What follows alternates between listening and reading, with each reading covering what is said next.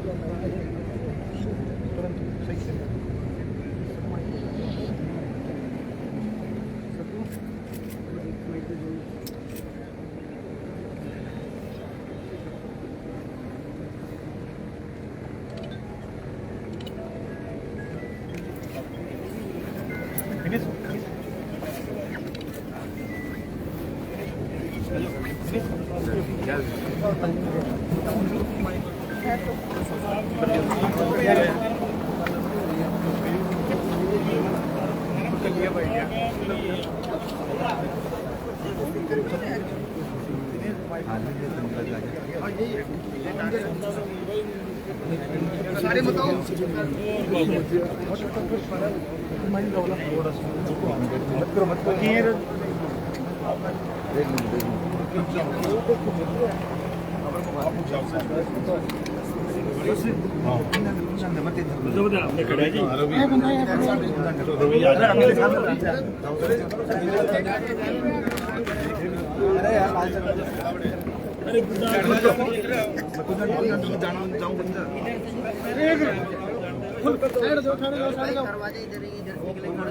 अरे अरे अरे अरे बाहर आ रहे पागल हो रहे हो क्या?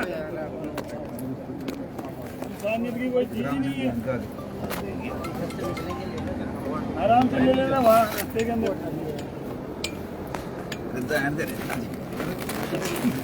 फालतू नहीं सर तो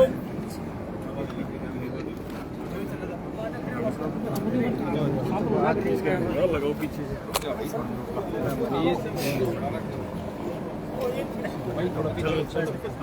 हाँ चलो चलो साइड में जाओ।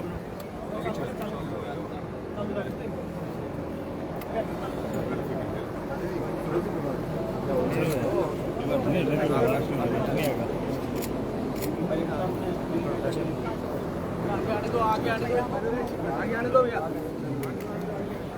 आगे आने दो इनको।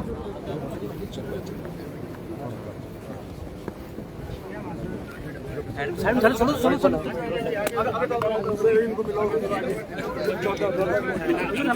चलो चलो चलो चलो आगे हो आगे चलो। रोक लो, देख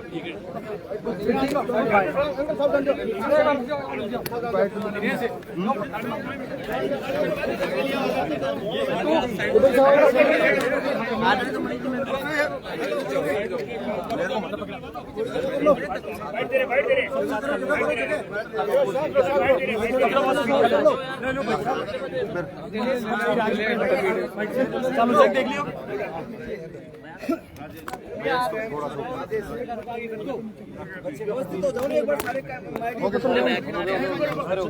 पीछे हो जाओ, पीछे हो जाओ। सर थोड़ा बता दें, आज आए हैं क्या?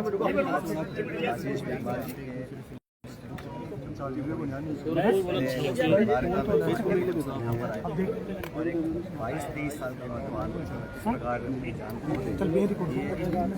की बात है, ना सिर्फ परिवार के समाज में देश में। और जैसा आप जानते हैं 4 बच्चे, 3 बच्चियां हैं, 1 लड़का है। और इस पिता ने अपने घर की ज़मीन बेचकर अपने बच्चों को पढ़ाने का बेड़ा उठाया और अपने तीनों बेटियों को पढ़ाया। और उस कुलदीप को उन्होंने उम्मीदों के साथ ट्यूशन पढ़वाया, कोचिंग करवाई और उसको उम्मीद थी कि इस बार वो अपना एग्जाम पास होगा।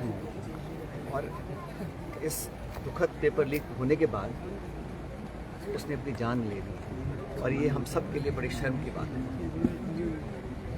परिवार वाले बताते हैं कि जब पूरा घटनाक्रम हुआ तो प्रशासन ने, पुलिस ने बहुत दुर्व्यवहार उनके साथ किया। और ऐसे नाजुक मौके पर अगर पुलिस और प्रशासन इस प्रकार का व्यवहार करते हैं तो उन पर कार्रवाई होनी चाहिए। उन्हें लिखित में उन्होंने मुझे पूरी जो घटनाक्रम का विवरण दिया है और मैं चाहूँगा सरकार इस पर कुछ कार्रवाई करेगी। इस नौजवान के जाने से पूरे प्रदेश और देश में लोगों को सोचने में मजबूर कर दिया कि हम किस दिशा में बढ़ रहे हैं। एक गरीब दलित परिवार का व्यक्ति जो अपना पेट काट के ज़मीन बेचकर कर्जा लेकर अपने बच्चों को पढ़ाना चाहता है ताकि पढ़ लिख कर वो उस एग्ज़ाम में पास हो जाएं ताकि उसका आगे का जीवन सुधर जाए। मजदूरी वो करते हैं। कैसे 11-12 लाख रुपए का उन्होंने कर्जा लिया, बच्चे की ट्यूशन करके उसको पढ़ने लायक बनाया और आज वो दुनिया में नहीं है क्योंकि उसको धोखा हुआ। उसका जो विश्वास था व्यवस्था में वो टूट गया। और हमें समझना पड़ेगा ये जो पेपर लीक का प्रकरण पूरे देश में हुआ जिसमें सिर्फ एक नहीं 22 लाख बच्चे प्रभावित हुए हैं, ये कोई बच्चों ने जाके किसी पेपर खरीदा ऐसा नहीं है। ये करोड़ों का खेल है। बड़े बड़े माफिया इसमें इन्वॉल्व हैं, बड़े बड़े सरगना इसमें पकड़े हुए हैं। और मुझे आश्चर्य इस बात का है कि प्रदेश की सरकार जब पहली बार इसके बारे में पता पड़ा तो FIR रजिस्टर क्यों नहीं करी। और पेपर लीक का जो प्रकरण प्रकाश में आया इसमें कोई सरकार की कोई बहुत बड़ी बहादुरी नहीं है या कोई एजेंसी पुलिस ने पकड़ा। ये तो बच्चों ने जाके कंप्लेन किया है कि गैस पेपर और एक्चुअल पेपर एक ही है। तब मजबूरन एक्सपोज जब हो गए तब जाके सरकार को पेपर कैंसिल करना पड़ा। आप कल्पना कीजिए ऐसे कितने प्रकरण होंगे जहाँ पर पेपर लीक होता होगा, पता नहीं पड़ता होगा, मीडिया में नहीं आता होगा और पेपर कैंसिल नहीं होता होगा। उसमें कितनी दान दी होती होगी। और ये बच्चों को प्रलोभन देने का जो बड़े बड़े संस्था चलाते हैं यही वो लोग हैं जो करोड़ों रुपए खर्च करके पेपर खरीद सकते हैं। वो खरीदने के बाद उन चंद बच्चों को देते हैं, पेपर फैल जाता है। लेकिन इस पूरी व्यवस्था के खिलाफ आज पूरे देश में जो आक्रोश है उसके खिलाफ हम सबको साथ इकट्ठा होना पड़ेगा। और मुझे लगता है कि सरकार को जिम्मेदारी तय करनी पड़ेगी। हर साल पेपर लीक हो रहा है, CBI की जांच हो रही है। जो पिछले पेपर लीक हुआ था वो CBI की जांच की रिपोर्ट क्या है, किसको दोषी ठहराया गया, किसकी जवाबदारी तय की गई, कुछ नहीं हुआ। आज भी मैं पेपर लीक को एक ऐसा जुल्म मानता हूँ, ऐसा एक क्राइम है जिसकी जितनी सजा दी जाए वो नाकाफी है। और भविष्य में बच्चों के फ्यूचर के साथ खिलवाड़ करने का अधिकार किसी को नहीं है। किसी नेता को, अधिकारी को, कर्मचारी को, व्यवसायी को, संगठन किसी को नहीं है। हमारे देश के नौजवानों के भविष्य को अंधकार में डालने का किसने अधिकार दिया है? वो लोग जो इसमें इन्वॉल्व हैं, सुन लीजिए, जो लोग इसमें इन्वॉल्व हैं उस पर कार्रवाई करने के लिए आपने CBI को जांच दी थी। लेकिन जो 3 साल से लगातार लीक हुआ है अब तक किसको दंडित किया गया है? और जिस विभाग में हो रहा है उस विभाग के शिक्षा मंत्री को नैतिक जिम्मेदारी लेते हुए इस्तीफा देना चाहिए। कितने और पेपर लीक करवाएंगे, कितने और नौजवानों की जान जाएगी, तब जाके अपने आप को अकाउंटेबल कहलवाएंगे। तो सरकार ने अब तक कोई इसमें स्टेटमेंट नहीं दिया। आपने देखा होगा ये वो सरकार है जो हर छोटे बड़े मुद्दे पर श्रेय लेने के लिए आगे आ जाती है। लेकिन आज अब पूरा देश शर्मसार हुआ है। 22 लाख बच्चों का भविष्य अंधकार में ढकेल दिया है। उसके लिए कौन अकाउंटेबल है, कौन जिम्मेदार है, किसने आकर कहा कि हाँ साहब मैं इसकी नैतिक जिम्मेदारी लेता हूँ। सर, प्रदेश की सरकार पेपर लीक के मामले में आई और अब तक प्रदेश की सरकार ने इसमें कोई एक्शन नहीं लिया, तो क्या मानते हैं कि मिली भगत? प्रदेश की सरकार या तो किसी दबाव में है या वो कार्रवाई करना नहीं चाहती, क्योंकि मत भूलिए जब इतने सारे बच्चों ने कंप्लेन करी और जब एनटीए की कंप्लेन दिल्ली में हुई तो एनटीए ने फिर आईबी और प्रदेश सरकार को सचेत किया, लेकिन प्रदेश की सरकार इतने दिन इसके दबाव क्या था, व्यवस्था क्या थी कि आपने एफआईआर दर्ज नहीं करी। जब सीबीआई ने एफआईआर दर्ज कर दी है तो यहाँ पर जब पकड़े गए 14-15 लोग पहली बार पकड़े गए थे तो किसके दबाव में, किस कारण से आपने ये एफआईआर दर्ज नहीं करी? जब पुलिस अधिकारी खुद बोल रहे हैं फिर भी सरकार ने एफआईआर दर्ज नहीं कराई, मतलब कुछ छुपाना चाहते थे। अब फिर कह रहा हूँ, ये जो बड़ी बड़ी संस्थाएं हैं जो सिस्टम चलाती हैं, हजारों बच्चों को पढ़ाने का, कोचिंग का काम करती हैं, इन्हीं लोगों ने कहीं ना कहीं सांठगांठ की होगी, ऐसा लगता है, प्रतीत होता है मुझे। क्योंकि कोई बच्चा जो गाँव में पढ़ रहा है वो कहाँ से लेके आएगा 10-50 करोड़ रुपये? तो कोई ना कोई बड़ा इसमें सरगना है, बड़ा माफिया इन्वॉल्व है और उसका नाम उजागर करने में सरकार संकोच कर रही है, प्रदेश सरकार भी कर रही है, केंद्र सरकार भी कर रही है। प्रदीप के मामले में भी ये आया कि इन्होंने आवाज उठाई तो इनको दबाने का प्रयास किया गया। क्या करें? प्रदीप के मामले में भी ये हुआ कि इन्होंने आवाज उठाई तो इन्होंने दबाने का प्रयास किया। किया। वो तो हर बार ही चाहते हैं ना, कोई जब चोरी पकड़ी जाती है, गलती पकड़ी जाती है तो दबाना, पहला जो रिएक्शन होता है दबाने का होता है। अब उन परिवार वालों के साथ में दुर्व्यवहार किया, उनको भला बुरा कहा, गाली गलौज किया, ऐसे नाजुक मौके पर, ये क्या प्रतीत होता है इससे कि सरकार की मंशा क्या है? मामले को दबा दिया जाए, ये प्रकाश में ना आए, जन भावना को इसमें हम जोड़ नहीं पाए। लेकिन मुझे खुशी है इस बात की इस वक्त पूरे देश का नौजवान जागरूक हो चुका है और हम लोग चाहते हैं कि सिर्फ बात एक दल, एक पार्टी की विचारधारा की नहीं, पूरे देश के नौजवानों को जवाबदेही तय करनी चाहिए। शिक्षा मंत्री का इस्तीफा देना होगा और हम लोग जितनी मदद हो सकती है, अभी हमारे एनएसयूआई के जो राष्ट्रीय अध्यक्ष हैं वो भी 2 दिन पहले यहाँ पर आए थे, परिजनों से मिले हैं और उन्होंने भी आर्थिक मदद देने का उनको वादा किया है। और मैं एक अच्छा कदम मानता हूँ कि पूरे संगठन ने मिलकर उनको 11 लाख रुपए की नकद मदद देने का उन्होंने आश्वासन दिया, जो वो कल परसों आके दे देंगे। उसके बाद भी अगर कुछ मदद होगी परिवार को तो राहुल जी ने खुद इनसे बात की है, पूरी कांग्रेस पार्टी ने समर्थन किया है और हम सब इस परिवार के साथ हैं। तो सर 2026 का पेपर इन्होंने रद्द कर दिया, लेकिन 2024 और 25 को लेकर भी अब तक नहीं बोल रहे हैं, तो क्या कहेंगे? मैंने कहा ना, ये कोई बोल नहीं रहे ना। जब छोटा मोटा कोई उद्घाटन या प्रोग्राम होता है तो श्रेय लेने के लिए सारे नेता पहुंच जाते हैं केंद्र के, प्रदेश के। इस प्रकरण में ना तो कोई बोल रहा है और वो लोग जो मुखर होकर बहुत बोलते थे विपक्ष में, आज वो चुप बैठे हैं। आज वो नौजवानों के न्याय के लिए क्यों नहीं आगे आ रहे? और मैं हमेशा से, हम लोगों ने, चाहे दल कोई हो, सरकार किसी की हो, हमने हमेशा नौजवानों के लिए, पेपर लीक के खिलाफ, और आज फिर कह रहा हूँ 2.5 साल हो गए ये सरकार ने वादे किए थे कि बड़े मगरमच्छ पकड़ेंगे, बड़ी मछलियाँ पकड़ेंगे।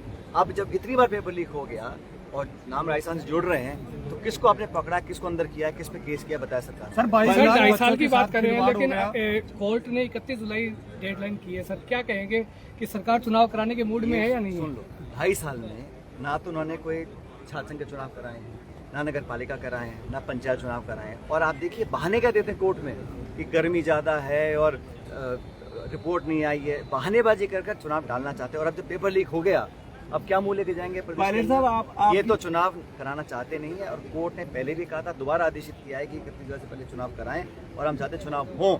मुझे लगता है कि दोबारा कोर्ट का सुप्रीम कोर्ट जाएंगे और चुनाव डालने की कोशिश करेंगे। सर राजस्थान के शिक्षा मंत्री जी का कहना है कि कोई बड़ी बात नहीं है। के साथ खड़े थे, उधर मैं बात करूं बीजेपी की सरकार है, नेता पेपर माफियाओं के साथ खड़े हैं, देश का किस दिशा में? यही सवाल पूरा देश पूछ रहा है भाजपा से।